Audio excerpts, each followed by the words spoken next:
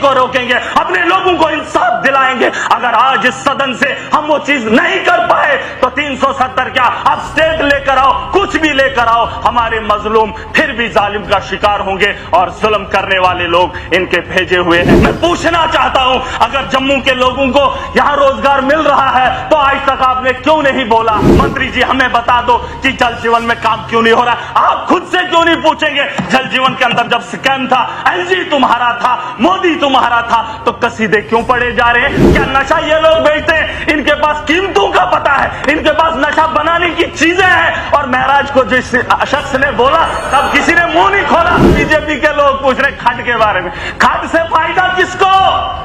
खड से फायदा इनको, लोगों को क्या फायदा? जो विपक्ष में बैठे लोग चुनकर वादा करके आए, कम से कम उन लोगों को ख्याल करने दे। इनका तो मोदी जी देख लेगा। मेरे यहाँ म्युनिसिपैलिटी में टेंडर 1 करोड़ का लगता है, सुन लीजिए, 1 करोड़ का। जब वो 1 करोड़ टेंडर ठेकेदार उठाता है तो वही ठेकेदार उसी साल उसी टेंडर से 5 गुना ज्यादा कमाता है। बताओ, अगर वो पैसा म्युनिसिपैलिटी में लगता 5 करोड़, 1 करोड़ की जगह 5 करोड़, लेकिन वो 4 करोड़ कमाने वाला ठेकेदार जम्मू कश्मीर को लूटने में ब्यूरोक्रेट्स का अहम रोल रहा है। मैं मुद्दे की बात, मैं लड़ाई कर ही नहीं रहा हूं, मैं लड़ाई कर ही नहीं रहा हूं। इनकी सरकार आई, चुहलाने से जम्मू कश्मीर को चलाना चाहती है, चुहलाने से। चैंपियंस ट्रॉफी का मैच दुबई में खेला जाएगा और भारत के लोग वहां पर जाएंगे, जब सैर और तफरी करेंगे, वहां के होटलों में रुकेंगे, रेवेन्यू जनरेट होगा। इस वक्त फाइनल दुबई में खेला जा रहा है।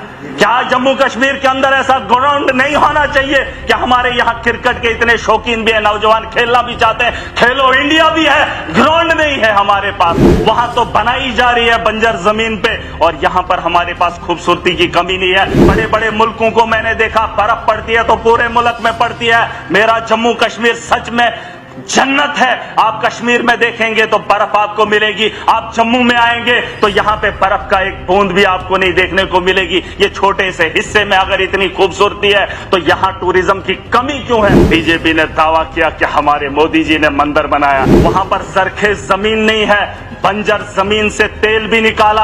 और जब उन्हें पता चला कि आने वाले कल में तेल का जब खात्मा होगा तो टूरिज्म के जरिए उसको जो है तरक्की याफ्ता बनाएंगे। वो 20 साल, 30 साल, 100 साल की सोच रखते हैं, इसलिए उन्होंने मंदिर बनाया। 370 की वजह से नुकसान क्या हुआ है मुझे नहीं पता, लेकिन जो circulation of money Jammu Kashmir का है उसे लूटा गया है, खत्म कर दिया है। जो तनख्वाह लोगों की आती है वो भी बाहर चली जाती है। अगर रेगिस्तान का जैसा शहर इस वक्त बड़ी बड़ी बिल्डिंगें बना सकता है बंजर जमीन में, हमारे जम्मू कश्मीर में क्या खूबसूरती की कमी है?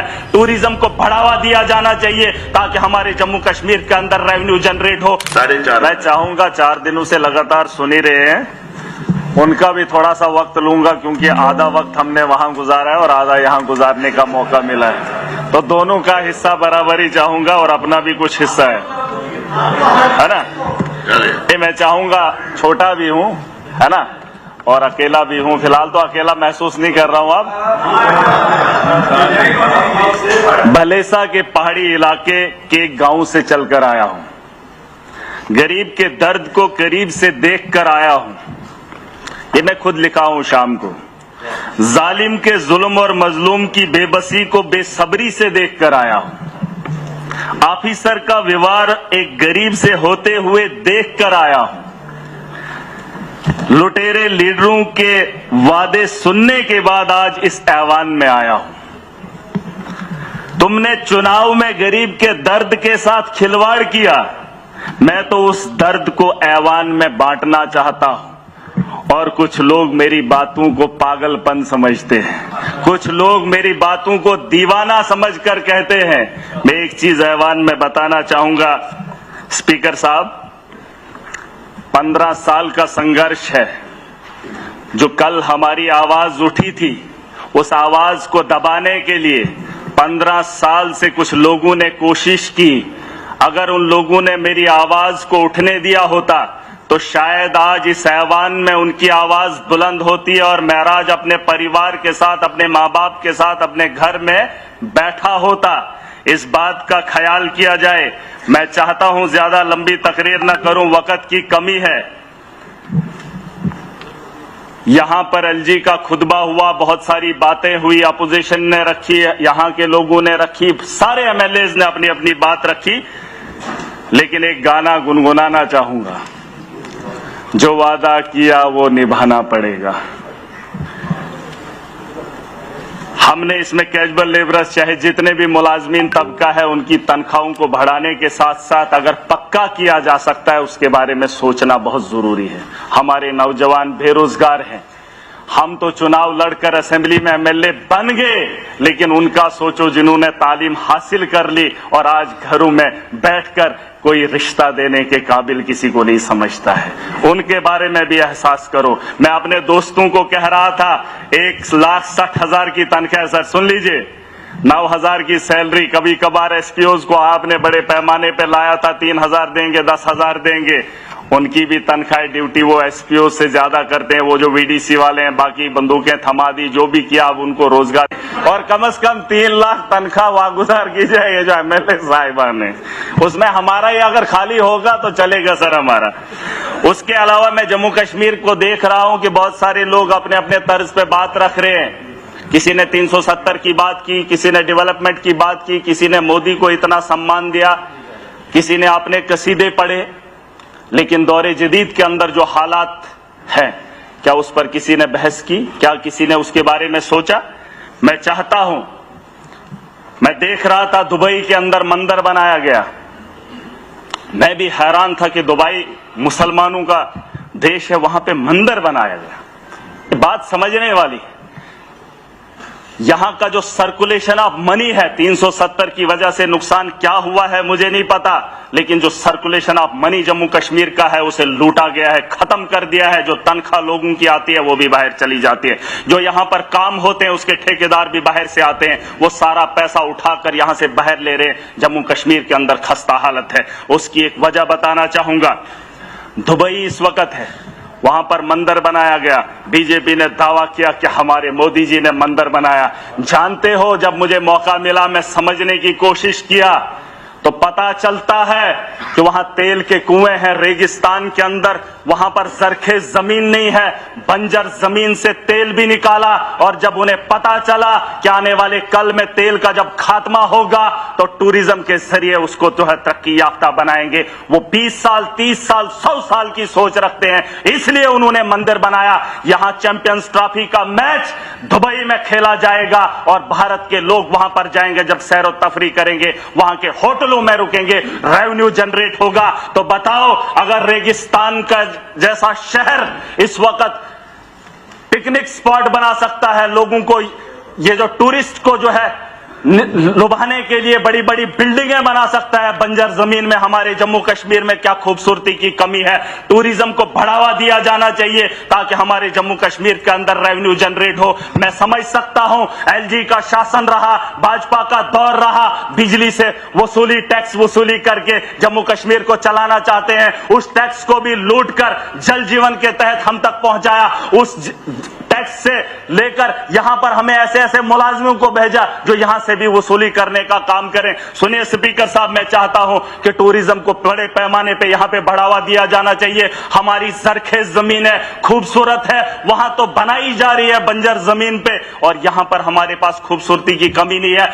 मेरा खिताए चिनाब है, मेरे यहाँ पीर पंजाल है, जम्मू का अलग एक अपनी खूबसूरती है। बड़े बड़े मुल्कों को मैंने देखा, बर्फ पड़ती है तो पूरे मुल्क में पड़ती है, मेरा जम्मू कश्मीर सच में जन्नत है। आप कश्मीर में देखेंगे तो बर्फ आपको मिलेगी, आप जम्मू में आएंगे तो यहाँ पे बर्फ का एक बूंद भी आपको नहीं देखने को मिलेगी। ये छोटे से हिस्से में अगर इतनी खूबसूरती है तो यहाँ टूरिज्म की कमी क्यों है? उसमें बढ़ावा देने की कोशिश की जानी चाहिए। मैं आखिरी बात खत्म कर रहा हूं, नहीं मैं मुद्दे की बात, मैं लड़ाई कर ही नहीं रहा हूं, मैं लड़ाई कर ही नहीं रहा। अभी सब लोग बोल रहे मैंने मांगा इनका टाइम, इनका टाइम। सर सुन लीजिए, सर सुन लीजिए, मैं चाहता हूं कि यहां बड़े पैमाने पे इंटरनेशनल दुबई की टीम है ही नहीं, इस वक्त फाइनल दुबई में खेला जा रहा है।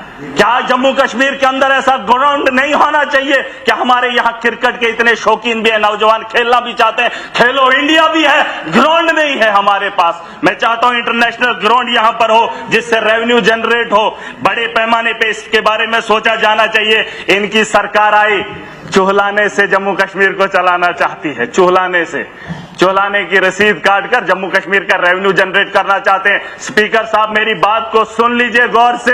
रेवेन्यू जनरेट तभी होगा, यहां पर माफिया है। मेरे यहां म्युनिसिपैलिटी में टेंडर 1 करोड़ का लगता है, सुन लीजिए 1 करोड़ का।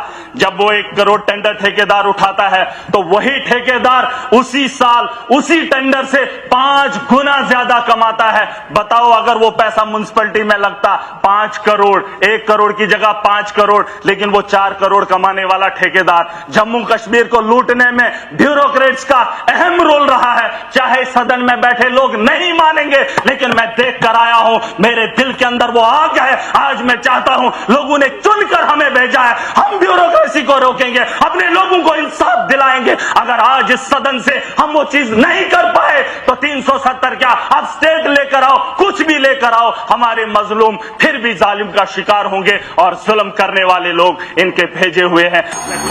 मैं खुश था, मैं चाहता हूं कि क्वेश्चन सिर्फ भाजपा के लोग करें, क्योंकि क्वेश्चन में इन्होंने कहा जल जीवन में घोटाला है, ब्यूरोक्रेसी नहीं मानती है। मैं यहां भी सरकार में जो बैठे लोग हैं, ये क्वेश्चन उनको दे ताकि ये उगले कि 10 साल के अंदर हमारी नाकामी क्या रही। इन्होंने कहा कि यूएलबी के यहां पर पता नहीं क्या ये जीए कौन सा है ये, 1 मिनट, जेडीबी कहते वहां पर ये कुछ कर रहे हैं। पूछो इनसे, यहां पर जम्मू कश्मीर के अंदर, खास करके जम्मू के अंदर एजुकेशन की कोई जरूरत नहीं है, यहां पर माफिया नहीं है, यहां पर करप्शन नहीं है, ये भाजपा का कहना है। 7 साल से ये आराम की जिंदगी गुजार रहे हैं। मैं पूछना चाहता हूं, अगर जम्मू के लोगों को यहां रोजगार मिल रहा है तो आज तक आपने क्यों नहीं बोला कि मिल रहा है? आज तक तो बोल रहे थे, आज रोजगार ढूंढ रहे हैं, आज कह रहे हैं जल जीवन गलत है, पाइपें टूटी हुई है। एलजी के दौर में ये मुंह क्यों नहीं खोले? आज जब चुनाव जीत कर आए तो सरकार से क्या पूछ रहे हैं 4 महीने के अंदर, मंत्री जी हमें बता दो कि जल जीवन में काम क्यों नहीं हो रहा। आप खुद से क्यों नहीं पूछेंगे? जल जीवन के अंदर जब स्कैम था, एलजी तुम्हारा था, मोदी तुम्हारा था, तो कसीदे क्यों पड़े जा रहे हैं? और आज बोल रहे हैं कि शराब के ठेके ठीक है, आप स्कूल हमें नहीं चाहिए, हमें वो नहीं चाहिए, हमें फलाना। जम्मू के अंदर सब ठीक है, अगर बने तो जो विपक्ष में बैठे लोग चुनकर वादा करके आए, कम से कम उन लोगों को ख्याल करने दे। इनका तो मोदी जी देख लेगा जनाब, इनका मोदी जी देख लेगा, बाकी जो लोग आए हैं वो अपने मुस्तकबिल खुद तय करेंगे। खुदा हाफिज। और मैं चाहूंगा, आज माह रमजान का महीना है, अभी बात खत्म नहीं हुई है, आगे आने वाले दिनों में बात करूंगा। मैं चाहूंगा सर, और कल इन्होंने नशे पे बात करते हुए मुझे नशा नहीं समझा सर। सुन लीजिए, किसी भी हाउस में बैठे हुए शख्स ने यह नहीं पूछा क्या नशा ये लोग बेचते हैं, इनके पास कीमतों का पता है, इनके पास नशा बनाने की चीजें हैं। और महराज को जिस शख्स ने बोला तब किसी ने मुंह नहीं खोला। और इस हाउस के अंदर ये बेचने वाले इनको तकलीफ हो रही है। आज क्वेश्चन देख रहा था सर, सुन लीजिए, क्वेश्चन देख रहा था, खट के बारे में पूछा जा रहा है, बीजेपी के लोग पूछ रहे खट के बारे में। खट से फायदा किसको? खट से फायदा इनको, लोगों को क्या फायदा, इनको क्या चाहिए? इनके सवालों के जवाब देते रहो। अल्ताफ अहमद कुल्लू साहब।